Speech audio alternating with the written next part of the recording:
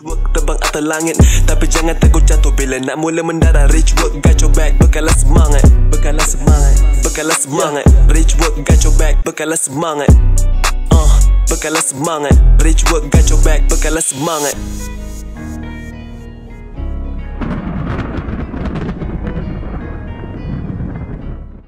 Alright, Assalamualaikum.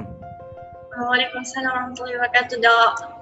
Sebenarnya saya balik office malam pukul 2 pagi. Sampai pukul 5 pagi saya tak boleh nak tidur sebab saya tumpah. Ya Allah, rugi patut tidur. Tumpah first time. Okey, tak apa. Saya nak awak bercakap sedikit tentang bisnes awak. Sebab sekarang sales awak adalah nak berapa ribu? 700? 799. Kalau bulan ni punya 804. So sekarang dah 804,000, naik double daripada tahun lepas kan? Alhamdulillah, naik 2 kali ganda. So target awak tahun ni adalah 2.5 juta. Okey, kita target 3 juta. 3? Ya. Okey, sebenarnya cerita dia macam ni. Sebelum ni saya pernah ambil guru. Dan dia cadangkan buat MDS ni. Untuk dropship ni kita bagi peruntukan marketing untuk dia. Setiap kali diorang nak buat sale memang kita kena bagi. Awak sila ambil apa? Guru. Kawan saya yang perkenalkan waktu tu saya tak jumpa lagi Dok. Dia kata kita kena bagi peruntukan marketing untuk dia. Karut lah. Dia boleh buat sale. Sekarang ni awak percaya? Saya percaya lah Dok, sebab saya first time jadi tak nak saya kena sebab saya first time buat bisnes. Saya memang betul-betul zero. Maksudnya senang kena tipu.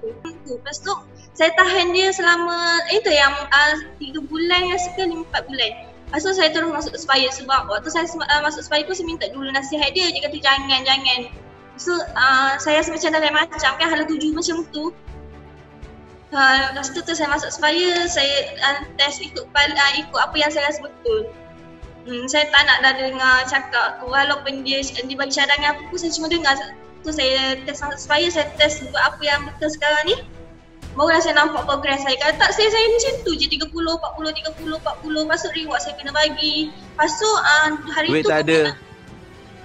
Duit memang tak ada sebab dulu saya tak boleh buat rolling modal sebab saya tak ada gaji, tapi saya share saya punya share saya punya keuntungan tu kepada dia. Jadinya saya punya duit syarikat tu cuma 10% je.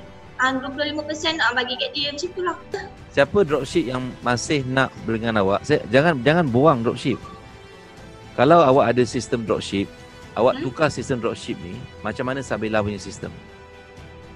Model awak ni salah ni. Sebab tu saya nak tukar kepada game team saya sebab saya rasa duit saya tak cukup. Salah model awak ni. Saya rasa macam bisnes saya tahun lepas tu macam bisnes bahan uji kaji. Tak apalah, kalau tak ada tahun lepas, tak adalah tahun ni. Yelah, betul lah tu. Kan? So tak apa. Allah sayang awak, dia bagi awak rezeki, dia bagi awak. Bila Allah nak naikkan seseorang, dia bagi orang tu ilmu. Petunjuk, dia bagi orang tu petunjuk. Petunjuk tu ilmu, mentor. Alright. Ada soalan lagi? Soalan lagi, tak ada lah, itu je. Okay, jom. Kita jumpa ICM. Okay, terima kasih Dok.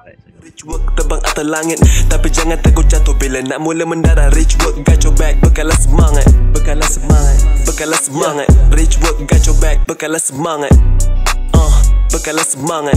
Rich work got your back, bekalah semangat.